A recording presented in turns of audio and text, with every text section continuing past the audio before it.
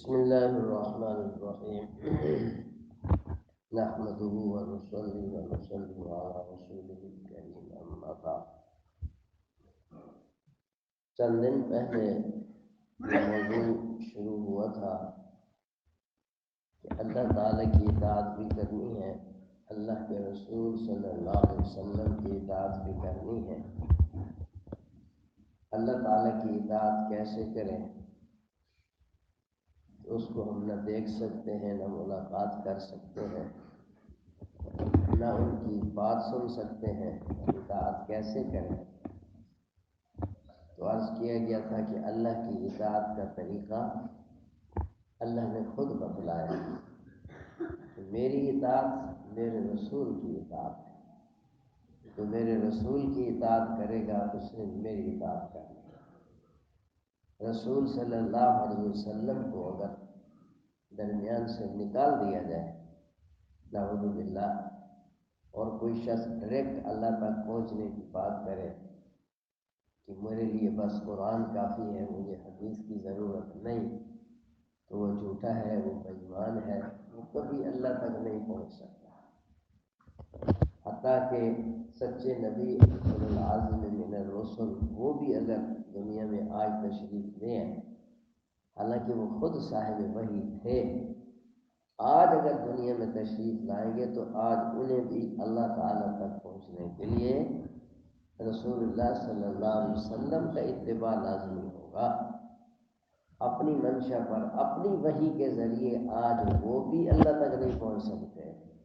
جب نبی اللہ تک اپنی وحی کے ذریعے نہیں پہنچ سکتے تو غیر نبی یہ دعویٰ کرے کہ مجھے نبی کی تعلیمات کی ضرورت نہیں، میں ڈائریکٹ اللہ تک پہنچتا ہوں اور قرآن سے سب کچھ لیتا ہوں، حدیث کی وہ ضرورت نہیں محسوس کرتا، تو وہ بے ایمان ہے، وہ جھوٹا ہے، وہ دھوکے باز ہے، قرآن کے نام پر خود بھی دھوکے میں پڑ رہا ہے، دوسروں کو بھی دھوکہ دے رہا ہے۔ لہٰذا ایسے دھوکے بازوں سے بچنا چاہیے۔ اب اس کا اگلا حصہ، اگلی بات کہ اللہ تعالیٰ کی اطاعت تو رسول کی اطاعت ہے، اور رسول صلی اللہ علیہ وسلم کی اطاعت کیسے کریں؟ جو مجمع اس وقت موجود تھا آپ کی حیات طیبہ میں، وہ آپ کی یہ شاگرد، آپ کی جماعت، وہ حضرات صحابہ کہلاتے ہیں۔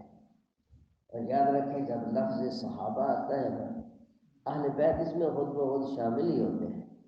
بعض لوگ صرف امت میں انتشار پیدا کرنے کے لیے یہ شوشہ چھوڑتے ہیں کہ جی صحابہ صحابہ کرتے ہیں، اہل بیت کا نام نہیں لیتے، تو وہ یہ کہہ کر امت میں یہ باور کراتے ہیں کہ نعوذ باللہ صحابہ اور چیز تھے، اہل بیت کوئی الگ چیز تھے، وہ الگ الگ گروپ تھے۔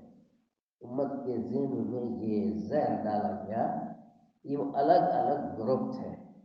اللہ کہتا ہے وہ ایک ہے، قرآن کہتا ہے وہ ایک ہے، نبی کا فرمان کہتا ہے وہ ایک ہے، اور خود صحابہ کرام کے اقوال اور اہل بیت علیہم الرضوان کے اقوال یہی کہتے ہیں کہ ہم سب ایک ہیں۔ یہ تین ہی راستے ہیں جو یقینی ذرائع ہیں، اللہ کا قرآن، نبی کا فرمان، اور صحابہ اہل بیت علیہم الرضوان کے اپنے اقوال۔ یہ جو تین سورسز ہیں، یہ تینوں کہہ رہے ہیں کہ وہ ایک ہے، اور 300 سال بعد میں آنے والا مورخ اپنی من چاہی تاریخیں لکھ کر، من گھڑت جھوٹی باتیں لکھ کر وہ امت کو یہ باور کرا رہا ہے کہ نہیں نہیں وہ دو الگ چیزیں تھیں، ان میں بڑی دشمنیاں تھیں، ایک دوسرے کے ساتھ ضد تھی، حسد تھی، فلاں تھا فلاں تھا۔ تو خود سوچئے کہ اللہ کا قرآن سچا، نبی کا فرمان سچا، صحابہ اور اہل بیت سچے، یا 300 سال کا بعد میں آنے والا شخص یہ سچا ہے؟ تو کتنی بڑی حماقت کی بات ہے جو قرآن کو بھی چھوڑ دے، نبی کے فرمان کو بھی چھوڑ دے، اہل بیت کے فرامین اور اقوال، صحابہ کے اقوال کو چھوڑ کر تاریخ کے الٹے سیدھے واقعات جس کی صداقت کی کوئی دلیل نہیں ہے، جس کی حفاظت کی بھی کوئی گارنٹی نہیں ہے کہ وہ بات صحیح بھی ہے یا نہیں۔ تاریخ میں تو ہر سچی جھوٹی سب باتیں مکس ہوتی ہیں، اس کی صحت کی تو کوئی گارنٹی نہیں ہے، کسی کے نزدیک بھی نہیں ہے۔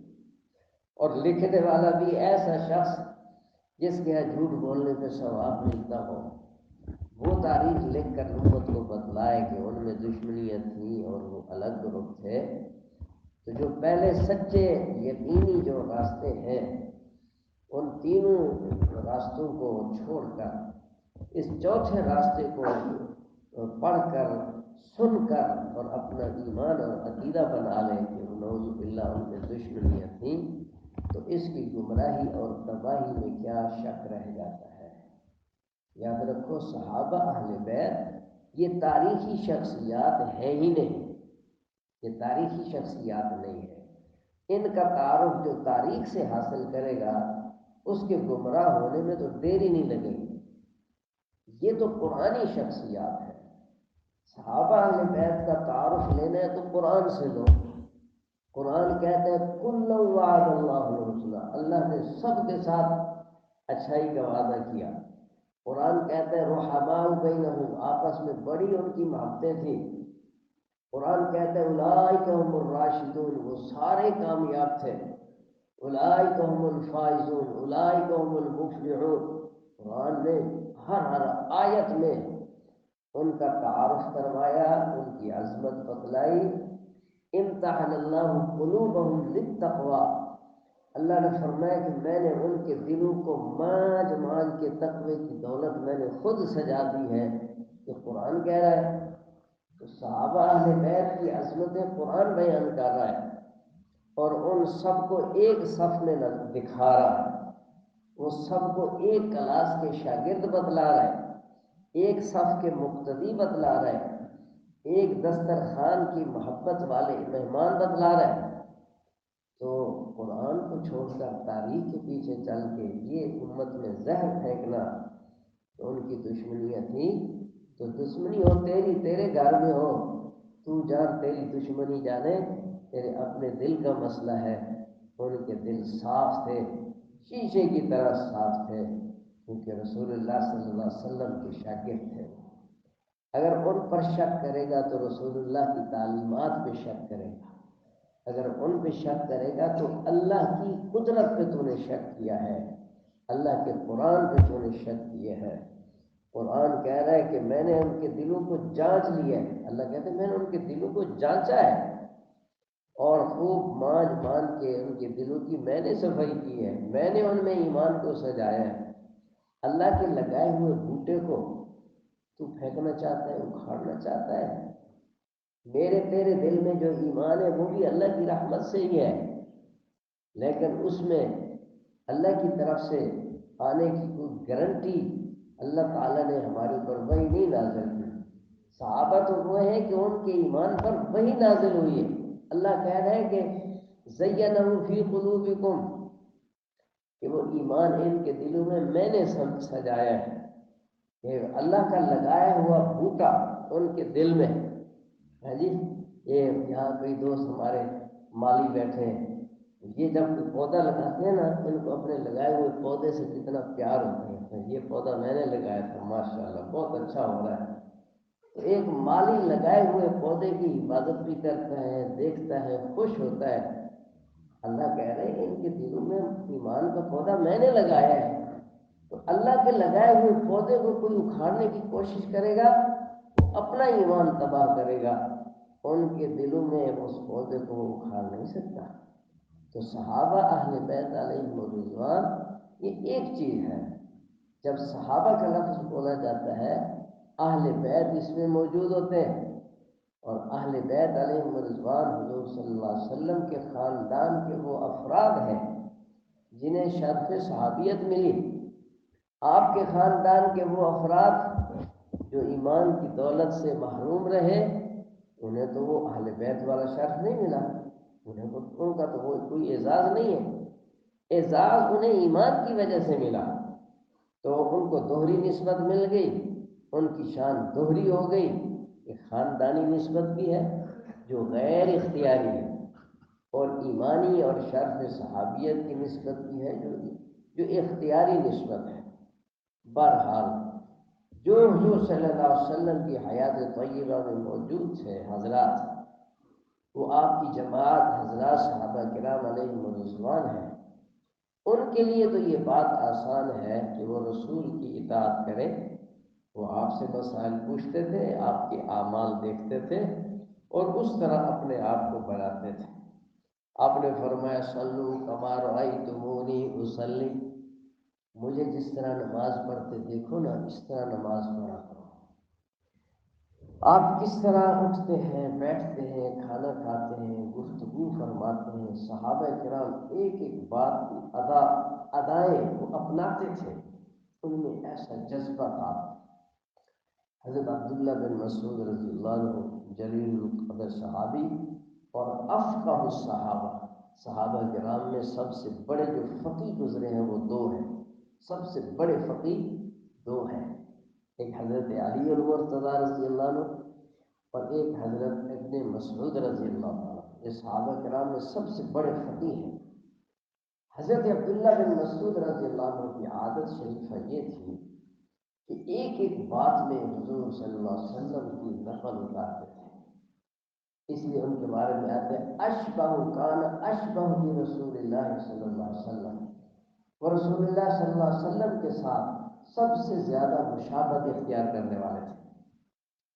ایک دفعہ انہوں نے اپنی والدہ سے کہا کہ حضور صلی اللہ علیہ وسلم کی گھر سے باہر کی جو زندگی ہے وہ تو میرے علم میں ہے، اور یہ آپ کے ہر وقت ساتھ رہتے تھے، آپ کے گوئے کے خادم خاص تھے، آپ کے مسواک کا انتظام، آپ کی وضو کا پانی، آپ کی چپل مبارک کی حفاظت، اٹھا کے آگے رکھنا پیچھے رکھنا، یہ خدمت ہوتی ہے نا، پرسنل خدمت، یہ خدمت کا بھی خاص طریقہ ہوتا ہے، ایسی خدمت بھی نہ ہو جس سے دوسرے کو ایذا ہو، اور خدمت اللہ والوں کی خدمت سے بھی بہت خوش ملتا ہے، استاد کی خدمت سے، والدین کی خدمت سے، اپنے شیخ کی خدمت سے، اور اس خدمت کے راستے سے اللہ کی محبت کی راہیں کھلتی ہے۔ خدمت میں اپنے کو مٹانا ہوتا ہے، عاجزی پیدا ہوتی ہے، جتنا اپنے کو مٹائے گا، عاجزی کرے گا، اتنا اللہ کی محبت اس کے اوپر، اللہ کی رحمت کے دروازے کھلیں گے۔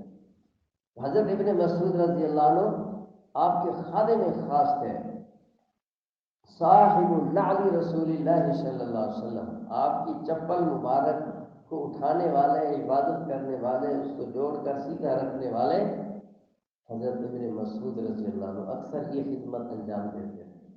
آپ کے پانی کا انتظام کرنا، وضو کے لیے مسواک کو سنبھالنا، صلی اللہ علیہ نبی امی۔ اپنی والدہ سے کہا کہ باہر کی زندگی تو میرے علم میں ہے، اس کو تو میں کوشش کرتا ہوں اپنانے کی، آپ کی جو گھر کی زندگی ہے وہ میرے علم میں نہیں ہے، آپ ایسا کریں حضور صلی اللہ علیہ وسلم کے گھر میں جائیں اور آپ کی اندر کی گھر کی زندگی نقل کریں، دیکھیں آپ گھر میں کس طرح کے اوقات گزارتے ہیں، وہ پھر مجھے بتلائیں تاکہ میں اس زندگی کو بھی اپناؤں جتنا ان کا حرص تھا۔